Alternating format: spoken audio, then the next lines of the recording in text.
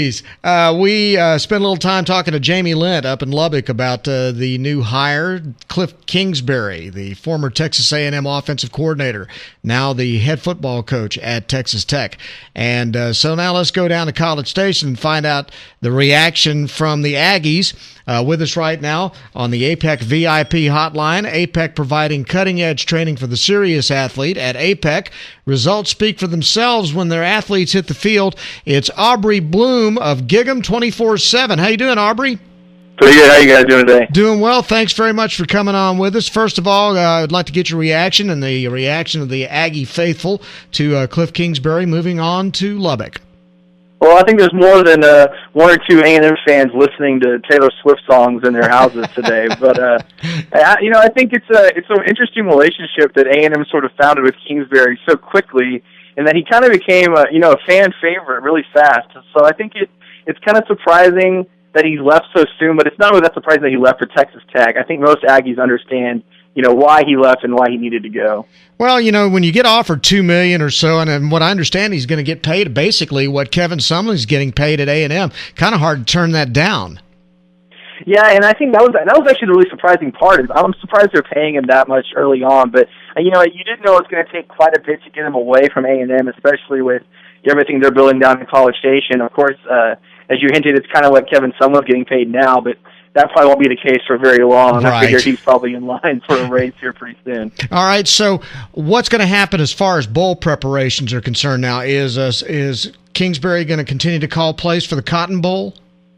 They haven't made a formal announcement yet, but I would highly doubt it. He probably needs to get on the road and start recruiting for Texas Tech. Rarely do you see someone who's accepted a head coaching position stay around for the bowl game, especially a bowl game as late as the Cotton Bowl, which isn't until January 4th. So I would expect him to go ahead up to Texas Tech, and I think A&M will probably split up the duties for the Cotton Bowl between a couple of their offensive assistants. Well, it's not like Kevin Sumlin can't call the plays himself. Yeah, exactly. It's not really that complicated of an offense, and he knows it front and back anyway. Sure. All right. And as far as the Aggies are concerned, how concerned are they that Kingsbury's gone, and how hard will it be to find a replacement? I don't think there's that much concern. I think there's a lot of mystery about who they would pull in, but based on the last two hires of, Kingsbury and before him, Dana Holgorsen, I don't think people are real worried about the job. Plus, it's pretty easy to sell the A&M offensive coordinator position right now with a Heisman Trophy winning quarterback. So I don't think there's a whole lot of concern about finding a replacement. Of course, there's a lot of mystery on who the replacement actually could be, but that's kind of a different conversation. Now, I know on the website right now, Gig'em 24/7, I saw an article you wrote just recently about a number of the possible candidates for the offensive coordinator's job. Who stands out amongst that list?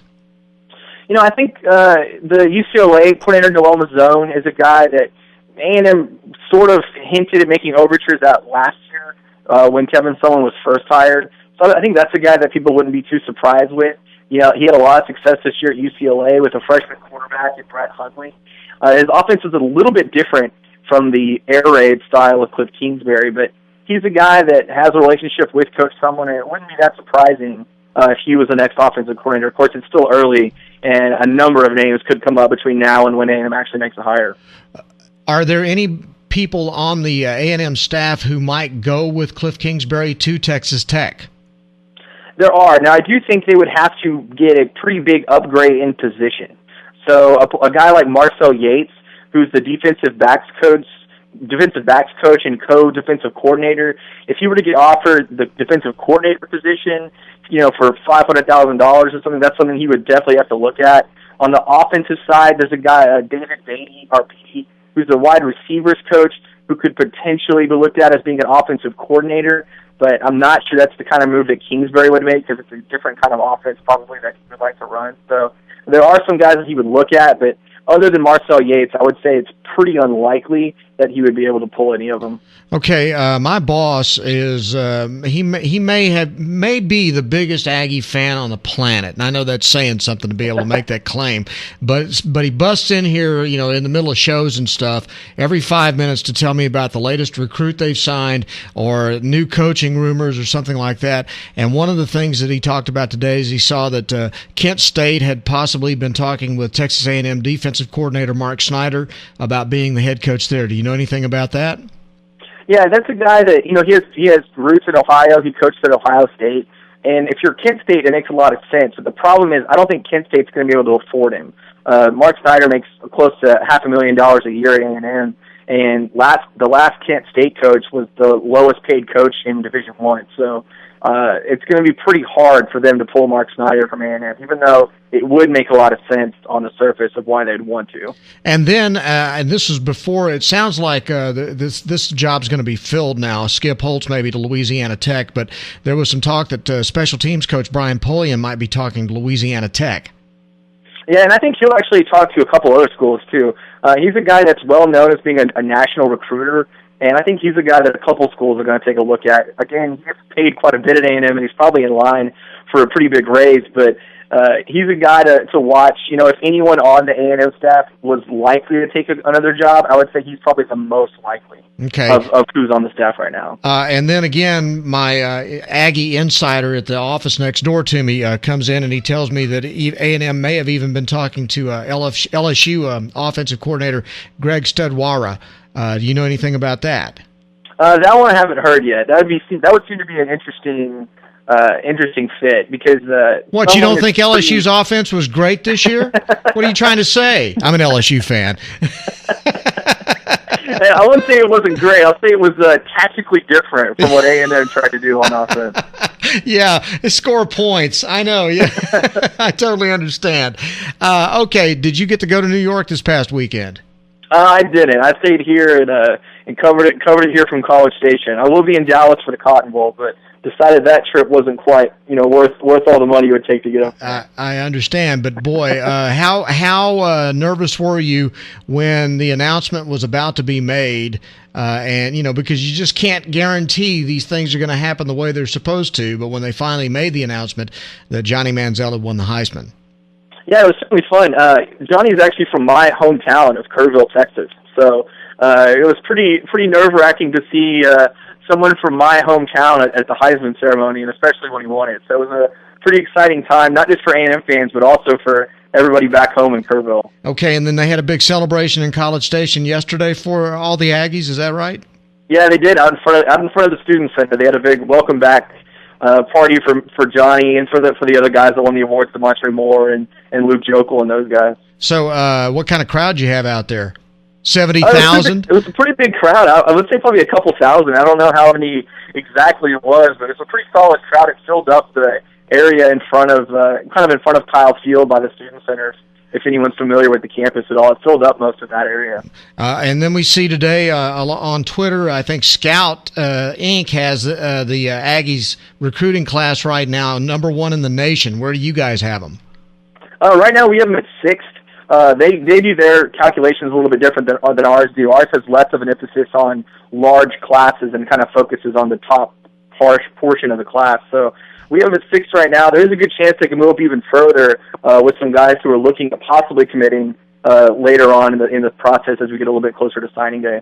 Ricky Seals-Jones made a little splash for him. I know that. Yeah, he definitely was a big part of it. He caused the A&M to jump up a whole spot in the rankings just by himself. So that's a pretty big move for them. So who else is out there then that the Aggies haven't laid claim to yet? And it looks like they've just they're running roughshod through the entire state right now. So who else is out there that they might be able to pull off? Well, in the 2013 class, the big one that A&M fans are still waiting on is Isaac Savage. He's from Hawaii, and he's a top 247 linebacker who at one point was committed to Stanford, but then decommitted from them and is looking at UCLA and A&M. From all reports, it looks like A&M is probably the favorite to land him. He's going to decide probably at one of the All-American games in early January, and that'd be probably the biggest name left out there for A&M right now. How weird is that now? Obviously, you probably have covered A&M for a while now. How weird is it to see A&M being mentioned in a class for an Hawaiian player who's looking at Stanford and some of the California schools? Yeah, it's definitely a different kind of recruiting. This coaching staff definitely isn't afraid to throw their hat in the ring. You've seen guys they have a commit from Auburn, Alabama. They have a commit from Florida, a commit that played high school in Georgia and is now in Arizona. They have another commit already from Hawaii, a wide receiver.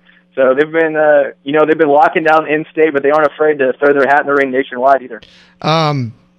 When do they start working on the Cotton Bowl?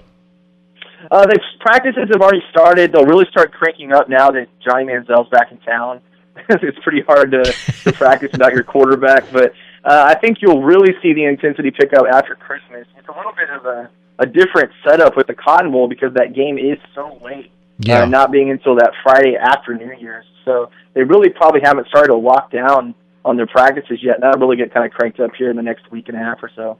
So how worried is the Aggie faithful about the possibility of people being picked off of the staff now because of such success this first year?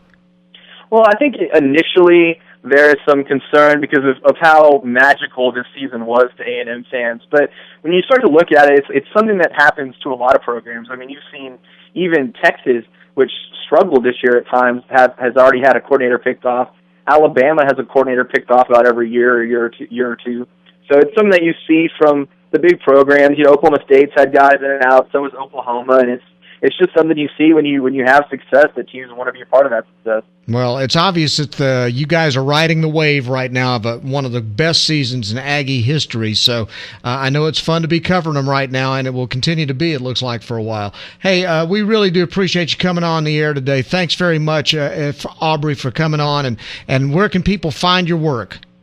We are at gig'em247.com, part of the 24/7 Sports Network. Outstanding. You guys do a great job. Thanks very much for being on with us today. Thank you. Anytime. All right. Aubrey Bloom from gig'em247.com covering the Texas Aggies.